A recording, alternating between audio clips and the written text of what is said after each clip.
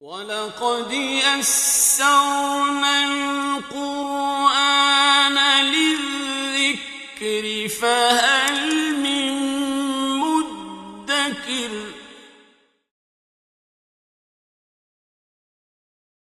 بسم الله الرحمن الرحيم يا أيها الذين آمنوا اتقوا الله وابتغوا إليه الوسيلة وجاهدوا في سبيله لعلكم تفلحون إن الذين كفروا لو أن لهم ما في الأرض جميعا ومثله معه ليفتدوا به من عذاب يوم القيامة ما تقبل منهم ولهم عذاب أليم يريدون أن يخرجوا من النار وما هم بخارجين منها ولهم عذاب مقيم والسارق والسارقة فاقطعوا أيديهما جزاء بما كسبا نكالا من الله والله عزيز حكيم فمن تاب من بعد ظلمه وأصلح فإن الله يتوب عليه إن الله غفور رحيم ألم تعلم أن الله له ملك السماوات والأرض يعذب من يشاء ويغفر لمن يشاء والله على كل شيء قدير يا أيها الرسول لا يحزنك الذين يسارعون في الكفر من الذين قالوا آمنا بأفواههم ولم تؤمن قلوبهم ومن الذين هادوا سماعون للكذب سماعون لقوم آخرين لم يأتوك يحرفون الكلم من بعد مواضعه يقولون إن أوتيتم هذا فخذوه وإن لم تؤتوه فاحذروا ومن يرد الله فتنته فلن تملك له من الله شيئا أولئك الذين لم يرد الله أن يطهر قلوبهم لهم في الدنيا خزي ولهم في الآخرة عذاب عظيم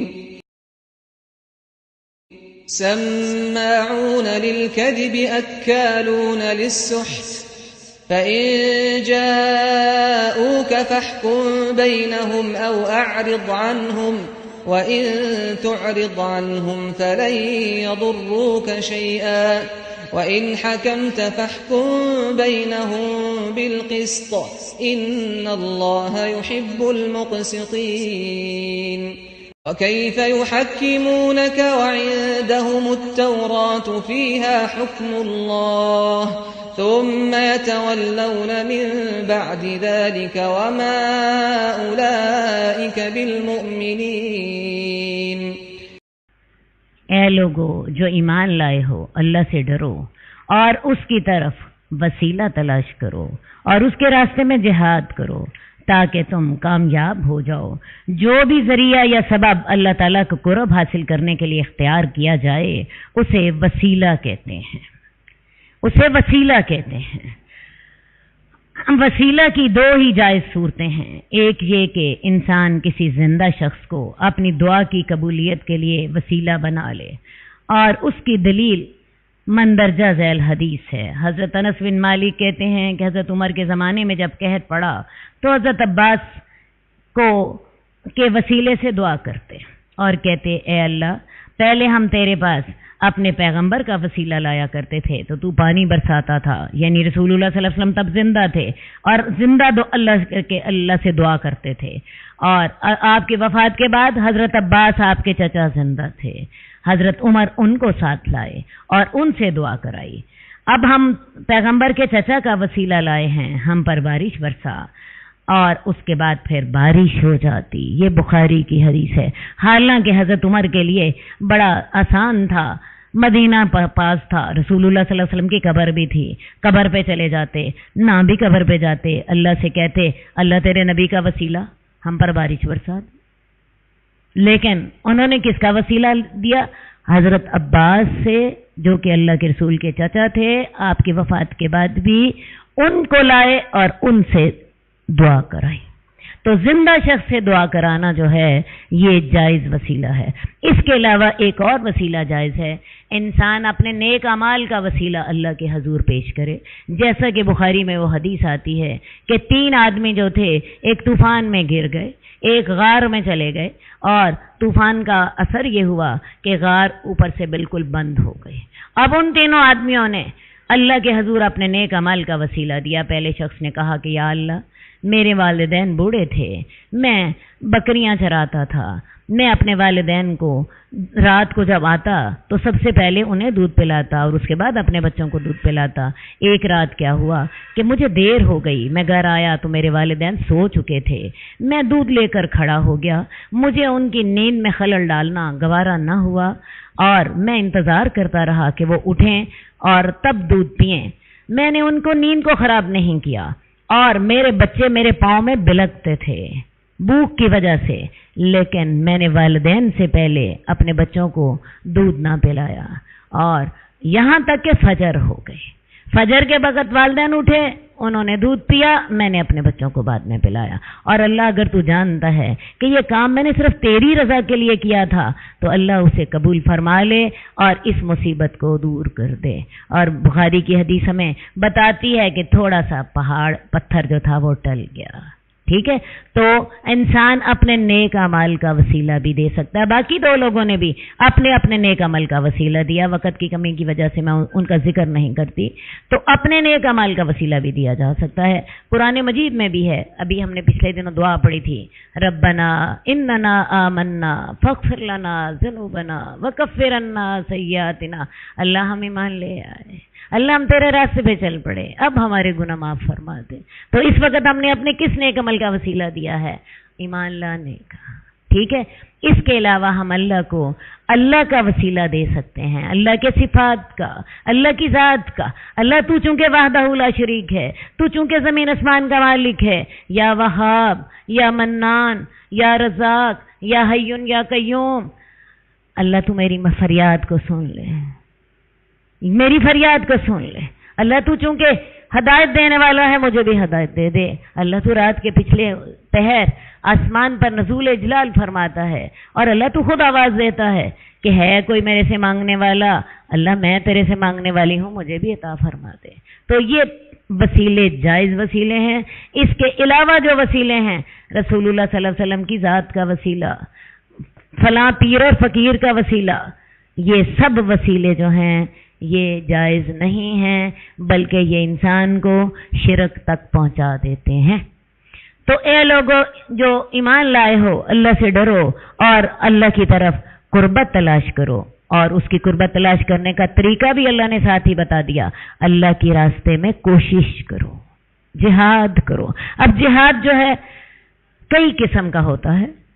ایک ہوتا ہے زبان سے جہاد، ایک ہوتا ہے مال سے جہاد، اور ایک ہوتا ہے تلوار سے جہاد. ٹھیک، یہ تمام جہاد کی قسمیں ہیں.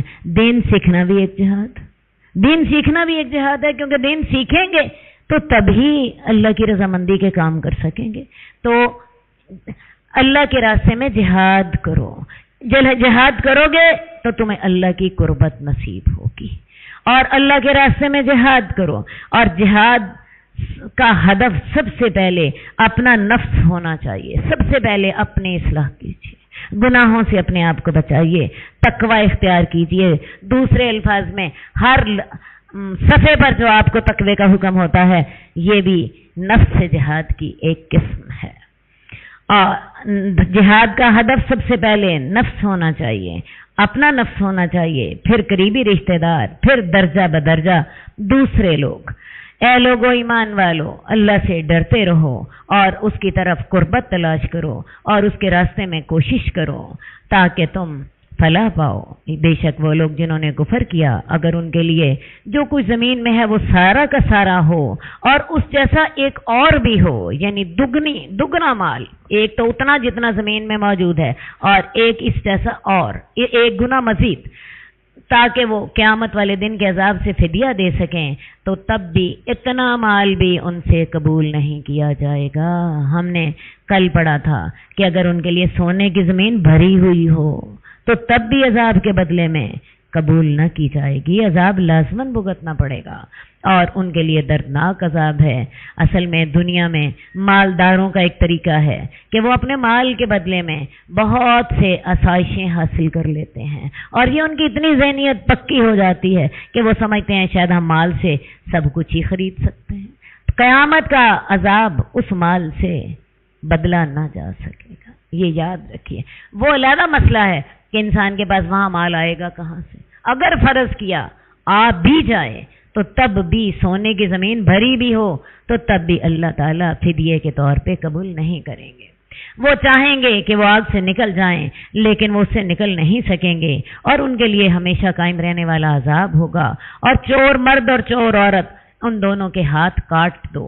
یہ بدلہ ہے جو انہوں نے کام کیا، یہ اللہ کی طرف سے عبرت ہے، اور اللہ تعالیٰ تو زبردست اور حکمت والا ہے۔ اب یہ سزا دیکھنے کو تو سخت لگتی ہے، لیکن اللہ تعالیٰ نے جو سزائیں رکھی ہیں یہ عبرت کے لیے رکھی ہیں۔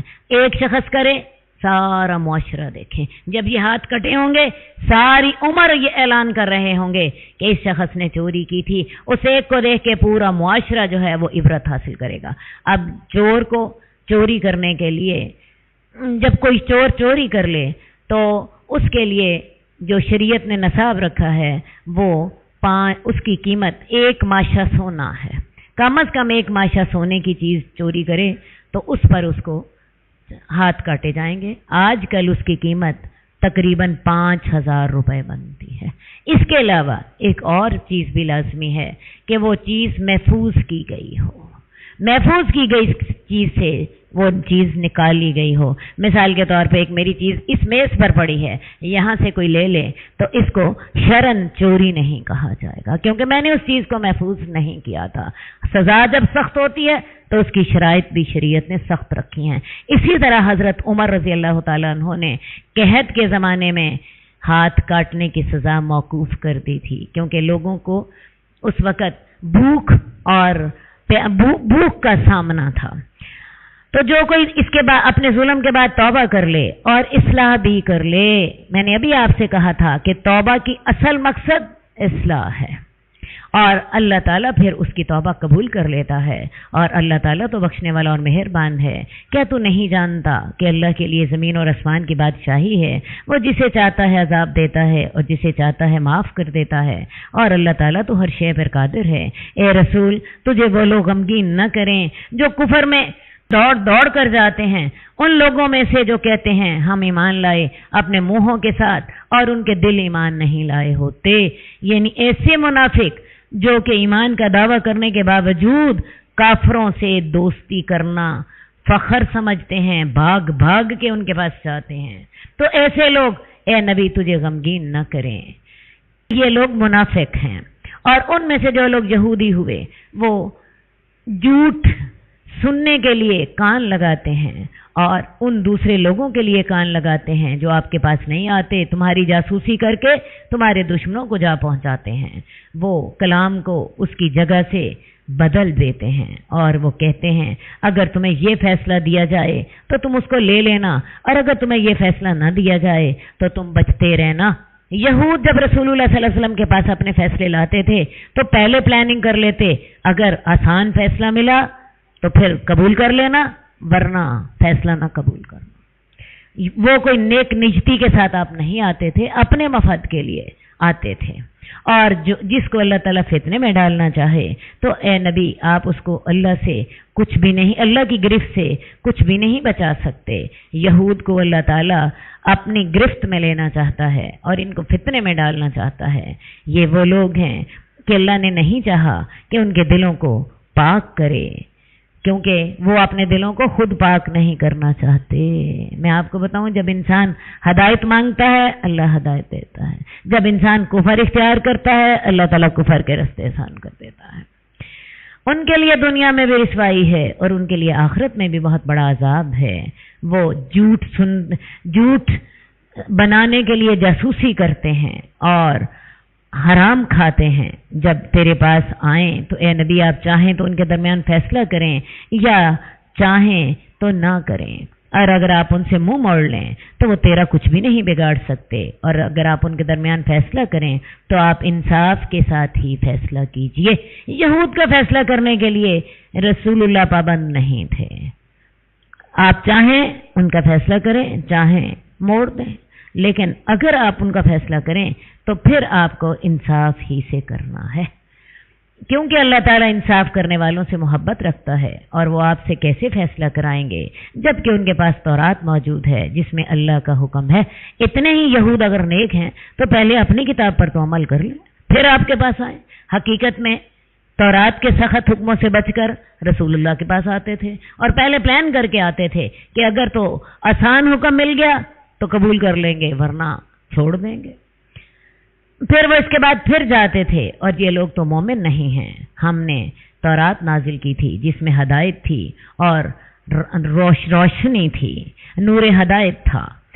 اس کے ساتھ نبی ان لوگوں کا فیصلہ کرتے تھے جو کہ مسلمان تھے، یہودیوں کا فیصلہ کرتے تھے اور عالم اور پادری بھی، کیونکہ ان کو اللہ کی کتاب کی حفاظت کی ذمہ داری سونپی گئی تھی۔ وہ اللہ کی کتاب کی حفاظت کے ذمہ دار بنائے گئے تھے اور وہ اس پر گواہ بھی تھے۔ تو تم لوگوں سے نہ ڈرو، مجھ سے ڈرو اور میری آیات کے بدلے تھوڑی قیمت نہ خریدو۔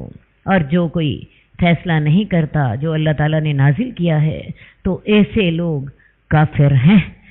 اب یہود جو تھے بجائے اس کے کہ تورات پر عمل کرتے، حالانکہ تورات میں بھی قانون خداوندی موجود تھا، یہ اپنی خواہشات کو پورا کرنے کے لیے تورات کا بھی انکار کرتے اور رسول اللہ صلی اللہ علیہ وسلم کے پاس بھی اپنے مفادات کے لیے آتے، حالانکہ تورات میں بھی اللہ تعالیٰ نے اپنا قانون نازل کیا تھا اور اسی قانون کے مطابق انبیاء اور عالم اور پادری لوگوں کے فیصلے ایک مدت تک کرتے رہے۔ تو اے نبی آپ لوگوں سے نہ ڈریے اور مجھ سے ڈریے۔ اور لوگوں کو بھی حکم ہوا کہ میری آیات کے بدلے میں دنیاوی فائدہ نہ خریدو، اور یاد رکھو جو اللہ کے احکامات کے مطابق فیصلے نہیں کرتا تو ایسے لوگ کافر ہوتے ہیں۔ یہ الفاظ سمجھانے کے لیے مجھے تھوڑی سی تفصیل بتانی پڑے گی۔ انسان عام طور پہ یہ سمجھتا ہے کہ اگر وہ عبادات ادا کر لے تو اس نے اللہ کا حق ادا کر دیا۔ عبادات کون سی ہیں؟ نماز، روزہ، حج، زکوٰۃ۔ لیکن اللہ تعالیٰ آپ سے ایک اور چیز بھی چاہتے ہیں۔ اپنے تمام دنیاوی معاملات میں جو معاملات ہیں، جو اللہ کے، جو بندوں کے حقوق ہیں، ان میں بھی آپ کے جو اختلافات ہیں ان کے فیصلے اللہ کے قانون کے مطابق ہوں گے۔ عبادات میں تو اللہ کے حکم کے مطابق آپ نے کر لیا، لیکن کاروبار میں بھی آپ کو کاروبار اللہ کے احکامات کے تحت کرنا ہوگا، آپ کو نکاح اللہ کے قانون کے مطابق کرنا ہوگا، سیاست، عدالت، ہر جگہ کون سا قانون چلے گا؟ اللہ کا۔ تو لہذا حقوق العباد ہوں یا حقوق اللہ ہوں، زندگی کے ہر لمحے میں آپ اللہ کے قانون کے پابند ہیں۔ عام طور پہ انسان یہ غلطی کھا لیتا ہے کہ وہ عبادات تو اللہ کے حکم کے مطابق کر لیتا ہے، لیکن جب کاروبار کا معاملہ آتا ہے تو آپ کو پتہ ہے پٹھان اس وقت مرچوں میں سرخ اینٹیں پیس کے ڈال دیتا ہے اور پتہ کیا کہتا ہے؟ وہ میری نماز تھی، یہ میرا کاروبار ہے، نماز میں تو میں اللہ کا پابند ہوں اور تو یہ تو میری دنیا داری ہے۔ نہیں، ایک صحیح عقیدہ یہ ہے کہ آپ دنیا کے بھی ہر معاملے میں اللہ کے حکم کے ویسے ہی پابند ہیں جیسے آپ نماز، روزے اور عبادات میں بس۔ ٹھیک، تو جو کوئی اللہ کے احکامات کی پیروی نہیں کرتا، اپنی عدالتوں میں، اپنی سیاست میں، اپنے کاروبار میں، اپنی معاشرت میں، اپنی تعلیم میں، اپنے روزانہ کے رسوم و رواج میں، تو ایسے لوگ کافر ہوتے ہیں۔ بات میری سمجھ آئی ہے یا نہیں آئی؟ اللہ آپ سے صرف عبادات نہیں چاہتا، عبادات تو زندگی کا چھوٹا حصہ ہے۔ اللہ زندگی کے 24 گھنٹوں میں، گھنٹے کے ہر منٹ میں، منٹ کے ہر سیکنڈ میں اپنی فرما برداری چاہتے ہیں۔ خواہ آپ اس وقت شاپنگ کرنے کے لیے گئی ہوں، خواہ آپ اس وقت کھانا پکا رہی ہوں، خواہ کوئی عدالت میں گیا ہے، خواہ کوئی نوکری کرنے کے لیے گیا ہے، خواہ کوئی شادی کرنے گیا ہے، خواہ کوئی لین دین کے معاملات کر رہا ہے، اللہ آپ سے چاہتے ہیں کہ آپ اللہ کے قانون کی پابندی کریں۔ آپ کی عدالتوں میں کس کا قانون چلنا چاہیے؟ حدود اللہ کا۔ ہاتھ کٹنے چاہیے، رجم ہونا چاہیے، قصاص ملنا چاہیے، ٹھیک ہے؟ اور جو اللہ کے قانون کی پیروی نہیں کرتا، ایسے لوگ کافر ہوتے ہیں، اپنی نمازوں کے باوجود، اپنی زکاتوں کے باوجود، اپنے حج کے باوجود، اپنے روزوں کے باوجود۔ یہ باتیں بہت سوچنے والی ہیں، اور یہ باتیں آپ کو میں نہیں کہہ رہی، کون کہہ رہا ہے؟ اپنی کتاب پڑھ کے دیکھیے۔ ہماری عدالتوں میں آج کس کا قانون چل رہا ہے؟ British law. اسی لیے ہماری عدالتیں کورٹ میرجز کو جائز کر دیتی ہیں۔ یہاں پہ اللہ کا قانون ہوتا ایسا کبھی نہ ہوتا۔ اسی لیے کوئی ڈاکہ مار لیتا ہے، کوئی چوری کر لیتا ہے، کوئی بم چلا دیتا ہے، میں کہتی ہوں عمریں گزر جاتی ہیں، 30 سال ہو جاتے ہیں، فیصلے ہی نہیں ہوتے۔ تو جو لوگ اللہ کے حکم کے مطابق فیصلے نہ کریں، جو اللہ نے نازل کیا، تو وہ لوگ کافر ہیں۔ اور ہم نے بنی اسرائیل پر تورات میں لکھ دیا تھا، فرض کر دیا تھا کہ جان کے بدلے جان، آنکھ کے بدلے آنکھ، ناک کے بدلے ناک، اور کان کے بدلے کان ہوگا، دانت کے بدلے دانت، اور زخموں کے بھی بدلے ہوں گے۔ تو جو معاف کر دے تو وہ اس کے لیے کفارہ بن جائے گا، اور جو کوئی نہ فیصلہ کرے جو اللہ نے نازل کیا، اللہ کے احکامات کے مطابق فیصلے نہ کرے، تو ایسے لوگ ظالم ہوں گے۔ پہلے آیت میں کہا ایسے لوگ کافر ہیں، وہ مسلمان نہیں ہیں۔ اب یہ کہا وہ ظالم ہیں۔ وہ کس کے ساتھ ظلم کر رہے ہیں؟ دین کے ساتھ ظلم کر رہے ہیں۔ وہ اللہ کے دین کو اس کا حق نہیں دیتے۔ دین کا حق یہ تھا کہ وہ تمہاری زندگی کے تمام معاملات میں برتر ہوتا، حاکم ہوتا۔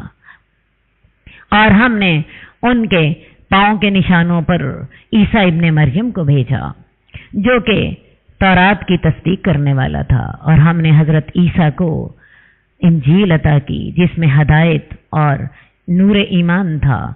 وہ اپنے سے پہلے آنے والے تورات کی تصدیق کرتی تھی، یعنی انجیل جو تھی وہ تورات کی تصدیق کرتی تھی اور ہدایت تھی اور متقین کے لیے نصیحت تھی۔ اور انجیل والوں کو بھی اسی کے مطابق فیصلے کرنے چاہیے جو اللہ تعالیٰ نے اس میں نازل کیا۔ تورات والے تورات کے مطابق فیصلے کریں، انجیل والے انجیل کے مطابق فیصلے کریں۔ اور اب چونکہ اللہ تعالیٰ کا آخری قانون قرآن آ چکا ہے، لہٰذا اب تمام فیصلے قرآن کے قانون کے مطابق ہونے چاہیے۔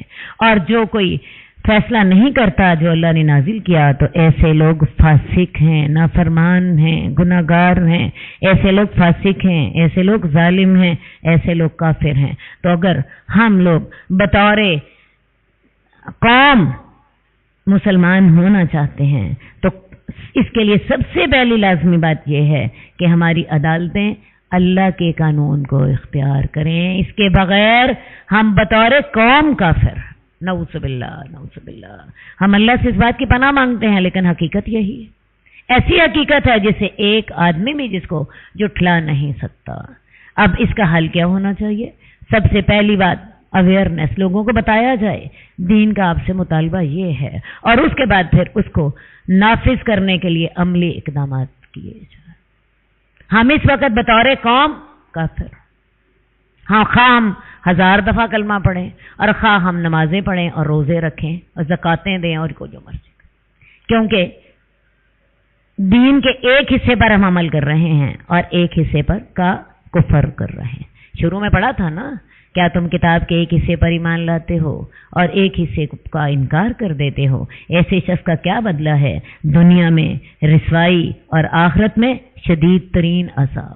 نو اللہ تعالی ہمیں معاف کرے، ہم بطور قوم اس جرم کے مرتکب۔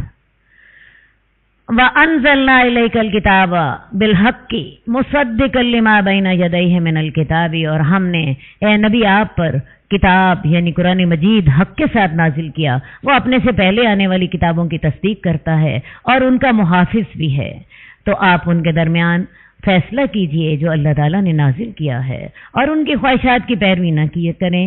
جب کہ حق آپ کے پاس آ چکا، ہم نے ہر ایک کے لیے ایک شریعت اور ایک عمل کرنے کا طریقہ بنا دیا، اور اگر اللہ تعالیٰ چاہتا تو تمہیں ایک ہی امت بنا دیتا، لیکن وہ تمہیں آزمانا چاہتا ہے اس میں جو تمہیں دیا، تو تم نیکیوں میں سبقت لے جاؤ۔ اللہ چاہتا تو ساروں کو ہی نیک بنا دیتا، سارے ہی توحید پرست ہوتے، سارے ہی فرشتوں کی طرح کے نیک ہوتے، لیکن اللہ نے یہ دنیا آزمائش کے لیے بنائی ہے۔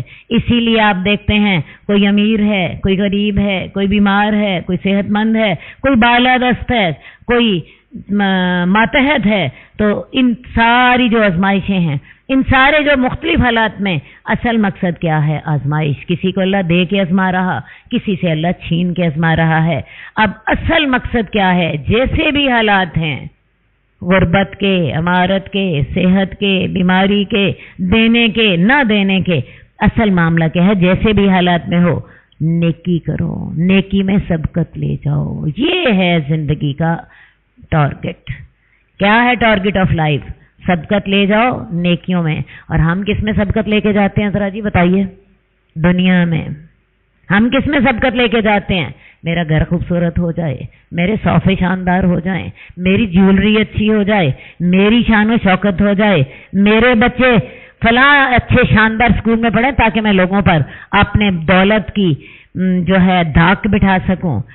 ہماری ساری کوششوں کا مرکز اور محور دنیا، جبکہ اللہ کا مطالبہ کیا ہے؟ فاستبقوا الخیرات، نیکیوں میں سبقت لے جاؤ۔ یہ جو تبدیلی ہے سوچ کی، فکر کی، عمل کی، اپنے اندر پیدا کیجیے۔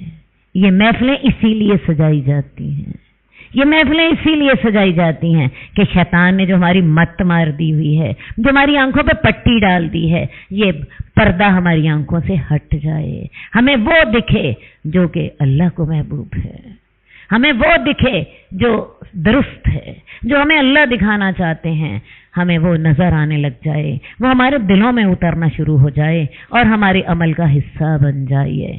کہیے آمین۔ تو نیکیوں میں سبقت لے جاؤ۔ اللہ کی طرف تم سب کو پلٹ کر جانا ہے تو وہ تمہیں خبر دے گا جو تم اختلاف کیا کرتے تھے، اور اے نبی آپ ان کے درمیان فیصلہ کیجئے جو اللہ تعالیٰ نے آپ پہ نازل کیا، اور ان کی خواہشات کی پیروی نہ کریں، اور اس بات سے بچیے کہ آپ کو وہ فتنے میں نہ ڈال دیں بعض وحی کے بارے میں جو اللہ نے آپ کی طرف نازل کی، اور اگر وہ پھر جائیں تو جان لیجئے اللہ چاہتا ہے کہ ان کے بعض گناہوں کی وجہ سے ان کو سزا دے، اور بہت سے لوگوں میں سے نافرمان ہیں۔ کیا یہ جاہلیت کا حکم تلاش کرتے ہیں؟ اور اللہ تعالیٰ سے زیادہ حکم کس کا بہتر ہو سکتا ہے؟ لیکن یہ چیز اسے ہی سمجھ آئے گی جو یقین کرنے والا ہو۔ جو یقین کرنے والا ہے اس کے لیے اللہ کا حکم سب سے بہترین ہے، اور جو یقین نہیں کرتا اسے پتہ ہی نہیں ہے کہ دین کس چڑیا کا نام ہے۔ میں ویسے ایک بات مجھے کئی دفعہ خیال آتا ہے، جو آج کل ہم قرآن میں پڑھ رہے ہیں، گھر میں بیٹھے ہوئے کبھی ہم سوچتے ہیں کہ قرآن میں یہ ساری ویسے ہوں گی؟ ہم تو سوچتے ہیں کہ قرآن تو تعویذوں کی اور وظیفوں کی ایک کتاب ہے، حالانکہ قرآن تو زندوں کی کتاب تھی، اللہ نے زندوں کے لیے اتاری تھی، اور اللہ تعالیٰ نے تمام جو زندہ لوگوں کے مسائل تھے اس قرآن میں بیان کیے۔ کیا خیال ہے یہ قانون کے مسائل مردوں کے لیے ہیں؟ یہ جو ابھی ہم پڑھ کر آئے ہیں کہ جو اللہ کے احکامات کی پیروی نہیں کرتا وہ کافر ہیں، وہ ظالم ہیں، وہ فاسق ہیں، یہ مردوں کے لیے احکامات ہیں کہ زندوں کے لیے؟ تو قرآن بڑی ایک وسیع اور ایک بڑی جامع کتاب ہے جو زندگی کے ہر معاملے میں آپ کی رہنمائی کرتی ہے، نہ صرف رہنمائی کرتی ہے بلکہ آپ سے پیروی کا تقاضا بھی کرتی، آپ سے پیروی کا تقاضا بھی کرتی۔ اے لوگوں، کیا وہ جاہلیت کا حکم تلاش کرتے ہیں؟ جاہلیت کا قانون انہیں چاہیے تو اور اللہ سے بہتر کس کا قانون ہے؟ لیکن یہ قانون کس کو نظر آتا ہے، کس کو دکھائی دیتا ہے؟ کون عمل کرتا ہے؟ جو اللہ پہ یقین رکھتا ہے، ایمان ہوتا ہے تو یہ باتیں دکھتی ہیں، یہ باتیں دل میں اترتی ہیں، ان باتوں پہ انسان عمل کرتا ہے، اپنے فکر و عمل میں تبدیلی لاتا ہے۔ اے لوگو ایمان والو، یہود و نصارہ کو دوست نہ بناؤ، ان میں سے ایک دوسرے کا دوست ہے، اور جو ان کو دوست بنائے گا وہ انہی میں سے ہو جائے گا۔ کتنی دفعہ یہ ہم حکم پڑھ چکے ہیں، دوست یہود و نصارہ کو دوست بناؤ گے تو تم بھی یہودی و نصارہ ہو جاؤ گے۔ کل ہم نے پڑھا تھا جہاں پہ اللہ کی آیات کا مذاق اڑایا جا رہا ہو اور وہ مذاق خواہ قولی ہو یا عملی ہو، وہاں نہ بیٹھو، اگر تم وہاں بیٹھو گے تم بھی ویسے ہو جاؤ گے۔ یہود و نصارہ کے ساتھ دوستی نہ کرو، اگر ان کے ساتھ جو ان سے دوستی کرے گا تو وہ انہی میں سے ہو جائے گا، وہ یہودی و نصارہ بن جائے گا۔ اسی لیے یہود و نصارہ کی ہمیں مشابہت سے منع کیا گیا ہے، ان کی نقل کرنے سے، ان کے فیشنوں کی نقل کرنے سے، ان کو کاپی کرنے سے ہمیں روکا گیا ہے۔ مسلمانوں کو اپنے مسلمان بہن بھائیوں کے ساتھ اپنی شناخت علیحدہ بنانی ہے۔ جو کوئی ان سے دوستی کرے گا تو وہ انہی میں سے ہو جائے گا۔ اللہ تعالیٰ ظالم قوم کو ہدایت نہیں دیتا۔ تو ان لوگوں کو دیکھے گا جن کے دلوں میں نفاق کی بیماری ہے، وہ یہود و نصارہ میں دوڑ دوڑ کر جاتے ہیں اور کہتے ہیں ہم ڈرتے ہیں کہ ہمیں کوئی زمانے کی گردش نہ آ جائے، تو شاید کہ اللہ تعالیٰ فتح لے آئے یا کوئی ایسا معاملہ اپنے پاس سے لے آئے کہ وہ جو اپنے دلوں میں چھپائے ہوئے تھے اس پر وہ نادم ہو جائیں۔ آج بھی ہمارے حکمرانوں کا بھی تو یہی کہنا ہوتا ہے نا کہ امریکہ کے بغیر ہم دنیا میں چل نہیں سکتے، ہمیں ایڈ کہاں سے ملے گی، وہ ہمارا اکنامکلی بائیکاٹ کر دے گا، دنیا میں رہنا ممکن نہیں ہوگا، ان کے ساتھ ہی ہمیں چلنا چاہیے۔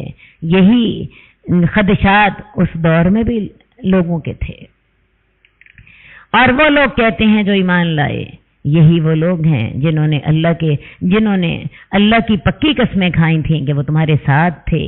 یہ منافق زبان سے قسمیں کھاتے تھے ہم تمہارے ساتھ ہیں، لیکن ان کا عمل گواہی دیتا تھا کہ وہ یہود اور نصارہ کے ساتھ ہیں، وہ تمہارے ساتھ ہیں۔ ان کے اعمال ضائع ہو گئے اور وہ خسارہ پانے والے ہو جائیں گے۔ اے لوگوں جو ایمان لائے ہو، جو تم میں سے اپنے دین سے پھر جائے تو عنقریب اللہ ایک ایسی قوم کو لائے گا جن سے اللہ محبت کرے گا اور وہ اللہ سے محبت کریں گے۔ وہ مومنوں کے لیے نرم دل ہوں گے اور کافروں پر بڑے سخت ہوں گے۔ وہ اللہ کے راستے میں جہاد کریں گے اور ملامت کرنے والے کی کسی ملامت سے خوف نہ کھائیں گے۔ یہ اللہ کا فضل ہے، وہ جس کو چاہتا ہے عطا کر دیتا ہے، اور اللہ تعالیٰ تو بڑے وسعت والا اور جاننے والا ہے۔ تمہارا دوست تو صرف اللہ ہے اور وہ اس کا رسول ہے، اور وہ لوگ ہیں جو ایمان لائے۔ بجائے یہود و نصارہ کے دوستی کرنے سے تمہیں کس سے دوستی کرنی ہے؟ اللہ سے، اللہ کے رسول سے اور اللہ کے مومن بندوں سے۔ کون سے مومن بندے؟ جو نماز قائم کرتے ہیں، زکوٰۃ ادا کرتے ہیں اور وہ رکوع کرنے والے ہوتے ہیں۔ اور جو اللہ سے دوستی کرے گا، اللہ کے رسول سے دوستی کرے گا اور مومنوں سے دوستی کرے گا، تو ایسے لوگ اللہ کا گروہ ہوتے ہیں۔ اور یاد رکھو، اللہ کا گروہ ہی غالب آئے گا۔ دنیا میں دو ہی گروہ ہیں، ایک ہے حزب اللہ، ایک ہے حزب الشیطان۔ ایک شیطان کا گروہ، ایک اللہ کا گروہ۔ اللہ کا گروہ کون سا ہے؟ جو اللہ سے دوستی رکھے، جو رسول سے دوستی رکھے اور مومنوں سے دوستی رکھے، یہ اللہ کا گروہ ہے۔ تو اللہ کے گروہ نے ہی غالب آنا ہے، تو لہٰذا تمہیں کس کا ساتھ دینا ہے؟ حزب اللہ کا۔ اور اگر تم یہود و نصارہ سے دوستی رکھتے ہو تو پھر تم کس کا حصہ بنتے ہو؟